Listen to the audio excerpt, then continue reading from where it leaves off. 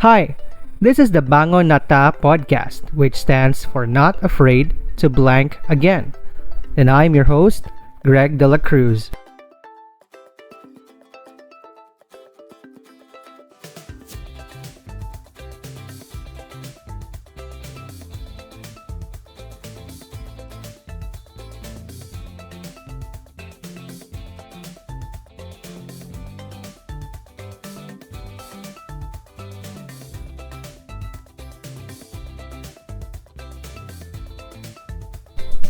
This is not a podcast about trying to get over your ex-girlfriend or ex-boyfriend or someone who ripped your heart out, shattered into a million pieces, and now that person has left you struggling to build back up again.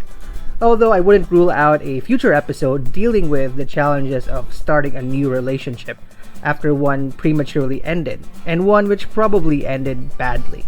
And the person who's brokenhearted being scared to start again because it just might end like the last one. Again, hi, my name is Greg.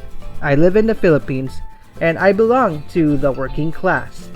I'm lucky enough to be working in the services sector, an industry which already makes up more than 60% of my country's GDP since 2019. And it may be common knowledge around the world, but the Philippines is without a doubt one of the most favorable offshore destinations for global conglomerates to outsource their work to. And most of the jobs I've worked have been because of this boom of the so-called business process outsourcing industry, which one might argue has been the backbone of the country's economy for more than a decade now. Now, when someone thinks of business process outsourcing or BPO, especially if you're a Filipino, you imagine right away call centers, cubicle farms, huge floor spaces, aisles of people wearing headsets, facing one or two computer screens, a noticeable number of employees wearing a hoodie to cope with the ungodly freezing temperatures of the office floor, and probably a few people chugging an endless stream of coffee from a tumbler. But the government likes to encapsulate almost everything that has to do with foreign companies contracting out or establishing a self-managed company in the Philippines as part of the big BPO IT sector, an industry that produced $26 billion for the country in 2019, or a little over 7% of the GDP. But really, BPO is not all call centers. And although almost every BPO in the country has one form of it or another. And I myself have dabbled in a few call center jobs myself. I've worked jobs where I was manning the phone, or at least a virtual version of it on a computer with a headset for 8 hours a day. And such a job can be both physically and emotionally exhausting. A barrage of irate callers arrive in your ears unannounced, and you have to manage yourself mentally for the whole duration of the shift. But BPOs also include other knowledge workers' jobs, especially those within a specific profession like architecture, civil engineering, nursing and healthcare, financial services, retail and hospitality, essentially any type of service that can be outsourced. Well-known tech companies themselves even outsource their R&D departments to the Philippines, a country which has a solid and steady stream of quote-unquote engineers due to the prestige the title of engineer in the country draws for some reason. Well, I've talked too much about BPOs and offshoring already, so let me get straight to the point of this pilot episode, and that's to tell our listeners what this podcast will be about.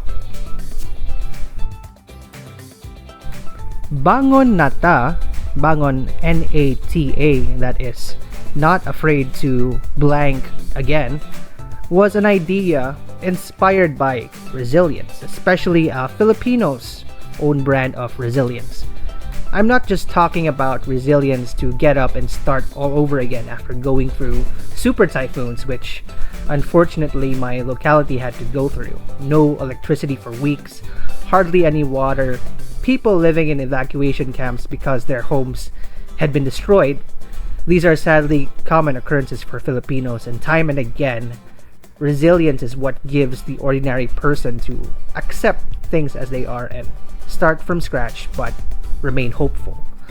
Bangon Not Afraid to Blank Again will be a podcast mainly about a member of the working class's life. Work life in this country is a little bit different.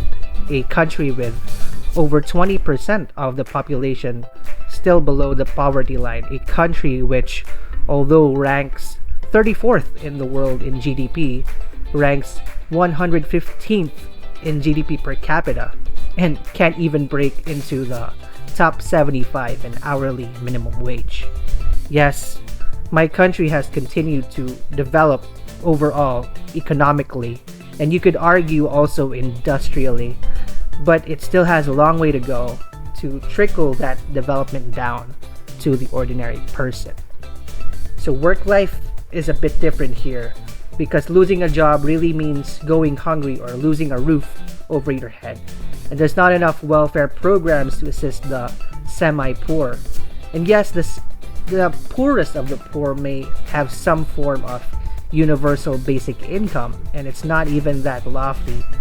5,000 pesos for every poor family per month, and that's roughly $100 a month. The ones who qualify to be poor may have that, but there's a semi-poor, a borderline poor that doesn't really get enough attention, and I think this is probably a good topic for another episode.